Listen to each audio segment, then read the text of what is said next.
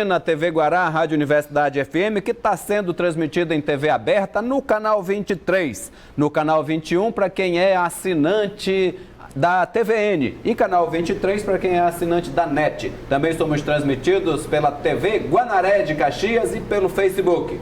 Você também pode baixar o aplicativo do portal guará.com ou mesmo ir direto no nosso site, na meio da tarjinha vermelha tem lá TV Guará ao vivo, dá um clique, aonde você estiver, você assiste a nossa sabatina ao vivo aqui pela TV Guará. Então, candidato, o que foi que o Lula lhe respondeu? Olha, eu fiz esse comentário na visita a ele. Nós éramos 7 deputados federais. Essa comissão foi criada por mim, a meu pedido. Na verdade, ela é criada pelo presidente da Câmara, que é uma visita institucional. E lá, nesse momento de reflexão, porque todo mundo falou, e depois você tem mais tempo, porque a gente chegou lá 9 da manhã e ficou até quase 1 da tarde. Então, tempo de sobra. Primeiro, nós quando entramos na cela não, no alojamento, eu vou chamar de alojamento, porque não tem grade, né? A sensação que nós tínhamos é que a gente ia entrar para levar muita solidariedade e para levar muita força para o presidente Lula. Eu tinha nele a imagem de que era um homem lá dentro totalmente destruído, depressivo, enfraquecido com tudo isso que aconteceu. E quando entrou, eu realmente fiquei, todos nós da comissão ficamos muito surpresos e mais do que nunca admirados com a tamanha clareza dos fatos que estão hoje acontecendo no Brasil, estão dentro da cabeça dele, muito claro. Ele é uma pessoa de uma visão assim muito forte.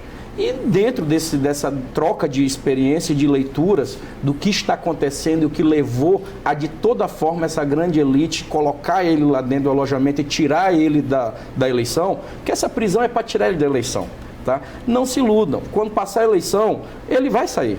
Claro que vão dizer que ele pode responder em casa, aí vão dizer que ainda não está tramitado. Escutem o que eu estou dizendo, está gravado no dia de hoje. Né? Antes de dezembro ele está em casa, ele vai passar o Natal em casa. Por quê? Porque ele foi preso para não ser presidente. Por quê? Porque ele tocou em muitos interesses, essa que é a questão. Então eu coloquei, presidente, esse momento que o senhor está passando, e a gente discutiu a questão da injustiça que a Dilma viveu aqui no Brasil, e eu posso falar porque eu fui leal à luta contra o impeachment de uma causa, foi a causa da Constituição, da democracia. Eu quero lhe dizer que o povo do Maranhão tem muito trauma desse tipo de passos e muita gente lhe responsabiliza por no mínimo, o senhor ter sido omisso, tá? Do que aconteceu lá no Maranhão. O PT lá, infelizmente, foi sempre conduzido, né, de forma muito pragmática por conta da conjuntura nacional para manter alianças com um campo que nunca lhe ajudou, nunca foi do seu campo de verdade. E coloquei o exemplo da questão do Jacques, que ninguém tem dúvida que uma das coisas que acelerou a morte dele foi justamente essa injustiça que aconteceu, e quem conviveu com ele sabe muito bem o quanto que o Jackson se incomodava, porque pessoas de bem se incomodam quando são caluniadas. Então ele olhou, claro que ele deu uma respiradinha, o Silvio Costa tentou mudar de assunto e tal, e ele, não, Silvio, peraí, eu quero fazer esse comentário. E ele fez o comentário muito tranquilo, ele, Everton, eu sei o que eu fiz e o que eu não fiz na presidência da República. Agora, tudo que eu fiz foi para ajudar o povo do Brasil. Ele não acusou o golpe, ele não acusou a minha fala, mas o que ele disse. Agora, quanto à questão das posições, você tem razão. O PT, eu tive alguns momentos em lados que não eram para a gente estar. E esta eleição nós vamos corrigir. Aconteça o que acontecer, eu irei lutar para que o PT, para que o meu campo, o meu palanque esteja com Flávio Dino no Maranhão e com seu grupo. A prova disso foi verdade, que depois disso, um dos candidatos que está concorrendo ao cargo, aí fez lá uma comissão pelo Senado e foi visitá-lo. Fizeram de tudo para pegar o apoio do PT. E orientação nacional, a estadual, todos que visitam ele sabem que ele disse que o candidato dele aqui no Maranhão é o Flávio Dino e os senadores que ele apoia. E aí tem essa questão local aqui da minha colega de chapa e tudo, que isso aí vai se resolvendo, mas a coligação formal hoje apoia nós dois. Tanto que o tempo de televisão que nós temos é com o tempo do PT. Né? Candidato, ainda nessa questão do PDT, Jackson lá... Ou seja, o Lula está corrigindo, o PT está corrigindo um pouco, né, um equívoco ou um erro, a própria militância está de alma lavada, a militância petista está de alma lavada, que foi um erro histórico, a gente não está no mesmo lado nos momentos mais difíceis das batalhas aqui do Maranhão. Volto a repetir, hoje, meus amigos, é modinha ser amigo do Lula, que está bem nas pesquisas. Hoje é modinha ser contra o Grupo Sarney, que hoje é moda. Eles saíram do governo, né? Estão já vindo de sucessivas derrotas, vão pegar uma cachapante agora, porque vão perder no primeiro turno e vão perder as 2 vagas do Senado, e aí ficou moda, né? Em rede social todo mundo pode falar mal de um outro, esculhambar um outro, hoje é mais fácil. Agora, 15 anos atrás, há 20 anos atrás, quando eu ainda peguei isso, que na minha militância juvenil de estudante, eu rodei com o Dr. Jackson no Maranhão, né? Eu rodei com o Dr. Jackson aqui em São Luís. A gente foi com muita briga, muito embate, né? A gente não veio inventado agora. Eu não sou um jovem de 38 anos que aparecia agora com a cara bonitinha dizendo eu sou o novo do novo, né? Então, assim, tem que ter uma lutinha, tem que ter uma experiência, tem que saber os momentos difíceis do bom combate. Por que o meu campo político acredita em mim, Nathanael? Porque sabe que nos momentos difíceis eu não vacilo. Nunca vacilei. Ainda no PDT, nessa coisa do Jackson Lago, né? O que foi que aconteceu, candidato, para a esposa do Dr. Jackson, o filho dele, ter uma certa celeuma com essa conjuntura do PDT atual que o senhor preside, inclusive? Não é certa. O filho dele não é nosso aliado. O filho dele brigou com a gente depois da morte do Dr. Jackson porque ele achava, ele mora em São Paulo, tá? E ele achava que o partido tinha que ser herdado para ele. Só que ele esqueceu, até porque ele nunca conviveu, ele nunca viveu a militância aqui dentro, e aí ele não veio construir da forma que tinha que ser construído. Então, nessa disputa local, ele brigou com a gente e ficou por isso mesmo. Tanto que ele se candidatou depois, tirou aí 6, 7 mil votos, sei lá, mas ele continua morando em São Paulo. Então, não é celeuma. Ele não é aliado nosso, ele brigou com a gente. Agora, a militância pedetista não, está toda unida. Hoje, a maioria do PDT é unido e tem unidade. Candidato, muita gente critica essa questão da dicotomia Sarney, anti-Sarney, com uma instrumentalização para se fazer uma forma de se eleger e manter essa dicotomia. Quando isso vai acabar? É possível fazer política aqui sem essa dicotomia? Vai ser, mas aí tem uma questão chamada transição, tá? E aí a gente tem que compreender essa transição, que ela não é simples. Quando o Flávio Dino ganhou a eleição, eu na tribuna da Câmara, não é em reunião, eu falei isso aberto para o Brasil, que a gente tinha que ter paciência porque o Flávio Dino tinha ganhado a eleição, o governo, não o poder. Você imagine só que eles estão há 40, 50 anos no poder. No poder quer dizer que todo e qualquer tipo de indicação que passe pelo presidente da República tinha que passar pela bênção do Sarney. Aquele cantor do Capital Inicial, o Dinho. O Dinho xingou o Sarney no Rock in Rio. Vocês lembram disso, não lembram que ele mandou ele para aquele lugar? Vocês sabem da carta pro Dinho que o próprio Sarney escreveu? Que todo mundo comenta isso no Congresso, nos corredores de Brasília, que ele escreveu para ele muito chateado porque ele fez aquilo, e no final ele diz, eu não sou tão ruim assim, pergunte para o seu pai. Né? Por quê? Porque o pai dele, que é embaixador, diplomata, foi nomeado por ele.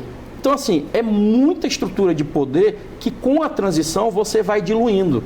E aí essa dicotomia, ela precisa ser colocada ainda, porque a pessoa que está em casa, que não tem ainda a obrigação, ela não quer nem saber de política, ele está chateado, você que está me assistindo deve estar muito chateado com a política e com razão, ela precisa saber, peraí, o que a gente falava do Sarney é porque durante esse tempo todo no poder, ele só construiu 5 restaurantes populares aqui em São Luís.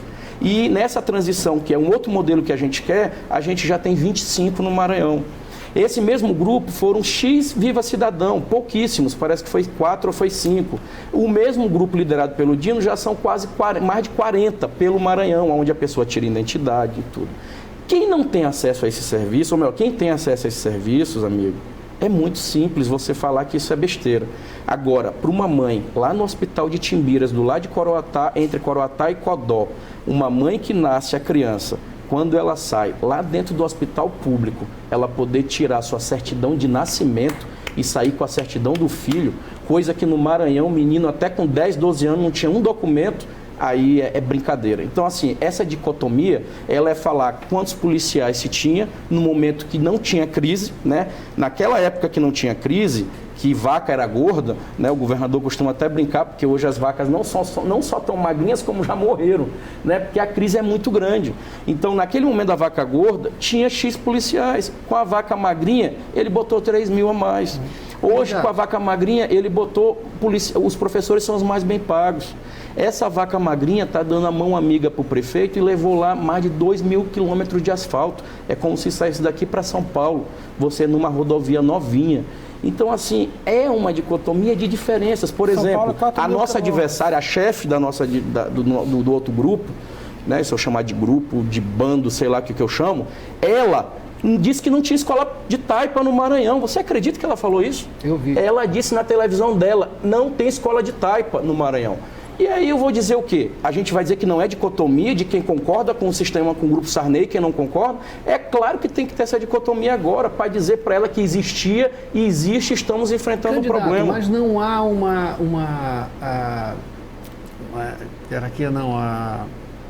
do PDT aqui, não me recordo agora a palavra. Na prefeitura?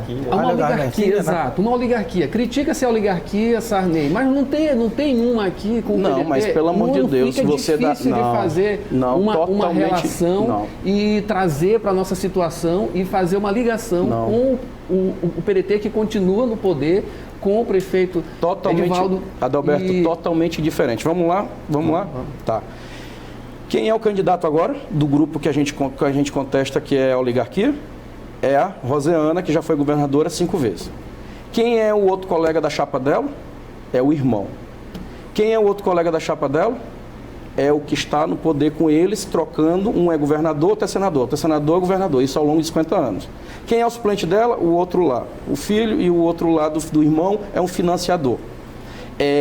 Ali é todos eles. Me diga um nome majoritário que surgiu no grupo deles ao longo desses anos, que não seja da família ou daquele grupo ali deles. A diferença que não então seja é a família e não porque a oligarquia que a gente condena, primeiro porque eles sempre trataram o Maranhão como da família deles. Partido já está falando, são partes.